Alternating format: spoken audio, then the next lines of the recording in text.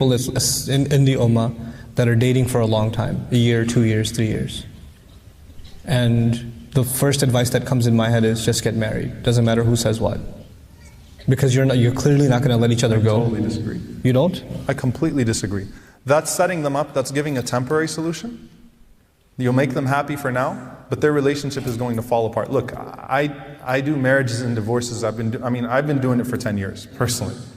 And most of the time when we gave in and said, okay, fine, just let them get married, they were divorced within 3 months because they've already gotten past all the rosy part of the relationship. What I would say instead is that you have to step back and seek rational advisors, like Sheikh Abdul Nasser said, that will let you know if whether or not this is a good idea or not. And if it's a good idea, and if the fundamentals are there and the foundations are there, and you can work through it and so on and so forth, then it's better for you not to make a long-term mistake, something that's going to damage you for the rest of your life, just because you made a short-term mistake and it's going to hurt you, to get away from that.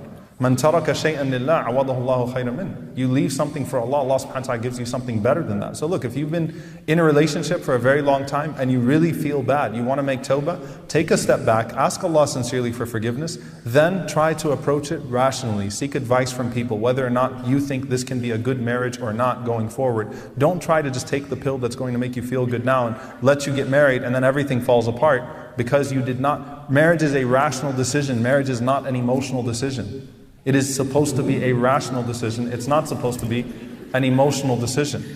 So that's the point here. You look for compatibility. What is the main reason that people fall apart in relationships? Compatibility, correct? Lack of compatibility. You look for compatibility. You can't find that if... All right, I'm just going to stop now. No, I'm listening. I'm totally listening. You can't determine whether or not a person is compatible if the only thing you've seen are roses and nice restaurants and sneaking off into movie theaters and having conversations where half of the conversation is just fluff. No, it's you can't determine that. Yeah, when you're in the situation, you're basically blinded by your own emotions and what's going on, right? So what you're saying is, like we see this in any situation, you bring in a fresh set of eyes. You bring in a fresh, different outsider's perspective. We know that in business all the time. You bring in a consultant who's not in the company, right? Who can... It's not, but there are certain human realities, right? And the human reality about when you are in an experience, when you are experiencing it at that moment, there are certain blinders that you have on. You're just not being able to see the big picture here. Here's the thing. Here's why I disagree with both of you. And I'm totally okay with disagreeing with people. I have learned to revel in disagreement. It is my dessert. So how many marriages and divorces have you done? Oh.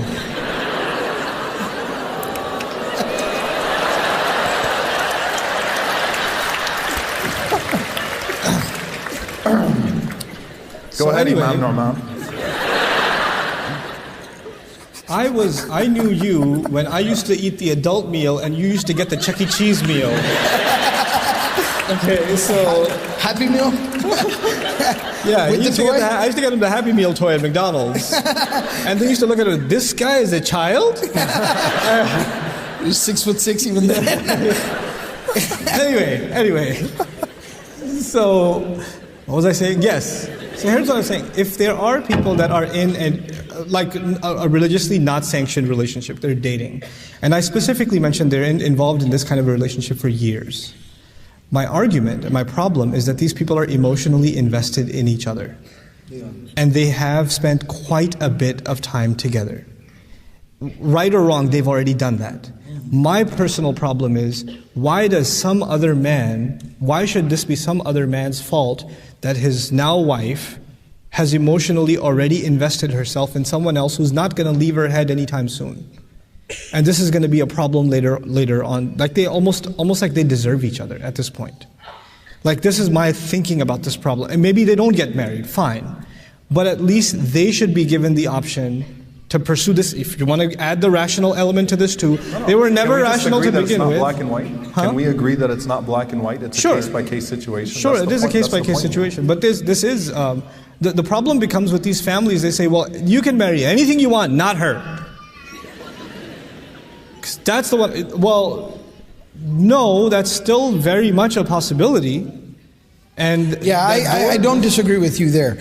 I think we're talking about two different issues. I think that as far as the family is concerned, the family has to kind of resign themselves to the reality at this point that these two individuals are so emotionally vested into each other that they're going to be useless to any other human being. Actually, they're going to destroy somebody else's life. Yeah, that's what right? I'm arguing. No. So I think from the family perspective, that's fine. I think what we're talking about is those two individuals themselves, they just have to understand that the premise, this amazingly solid foundation that they think that their relationship is built on is actually really flimsy and very superficial. That's what we're just saying. Yeah. So maybe you're saying that if they're going to fail, you have to sometimes kind of let people fail to know that they made a mistake. How many people actually end up marrying their first crushes, or end up marrying the person that they thought was going to be their, prince in shining armor, and that was going to be their, how many people end up actually going forth with that, marrying that, and end up in happy marriages?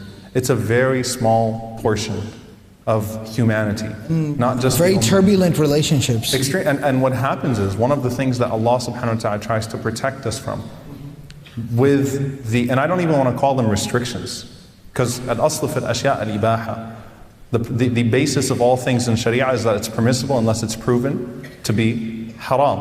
But one of the reasons why Allah subhanahu wa ta'ala directs us in this way is that our interactions before marriage should be in a way that it is as rational as possible, that the position that we're taking, that when we're deciding to go into this lifelong commitment, the average divorce rate worldwide now is 48%.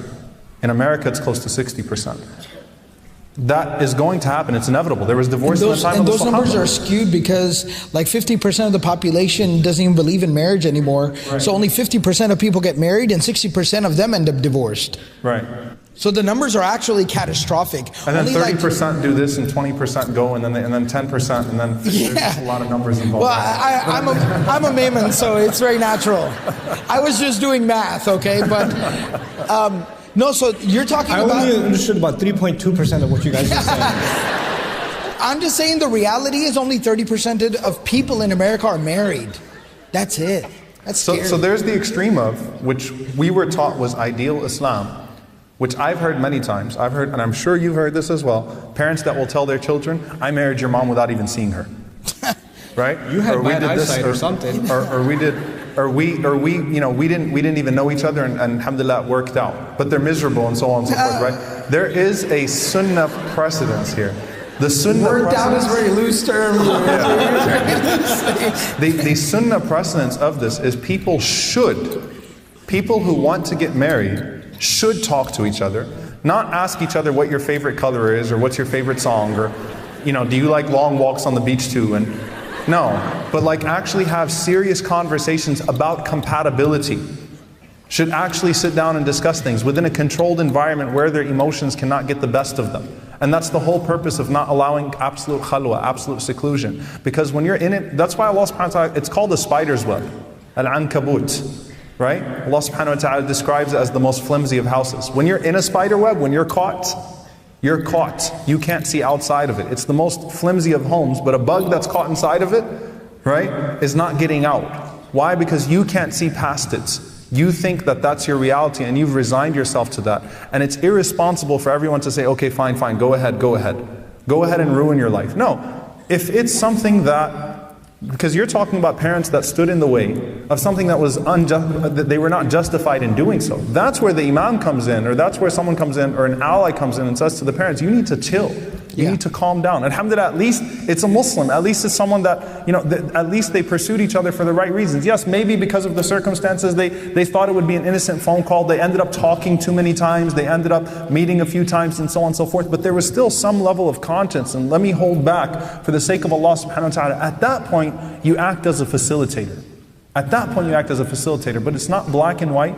And at the end of the day, we need to understand that when we go through relationship after relationship after relationship, we're killing our own ability to have meaningful relationships. Allah does not want that for us. It's not healthy for us to go through relationship after relationship after relationship and be broken down over and over and over again, to where when we go into our 7th, 8th relationship and say, this is the one, we already are questioning, and we already have this sense of paranoia that there's no way that it's going to work out, and we've already lost our own capacity to love.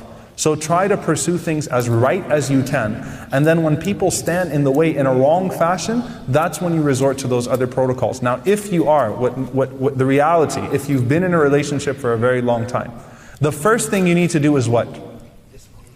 The first thing you need to do is disengage, tawbah. You need to ask Allah for forgiveness. The first party you should be concerned with in anything that happens in your life as a Muslim, as a believer, is what does Allah think about this? What have I done to offend Allah subhanahu wa ta'ala?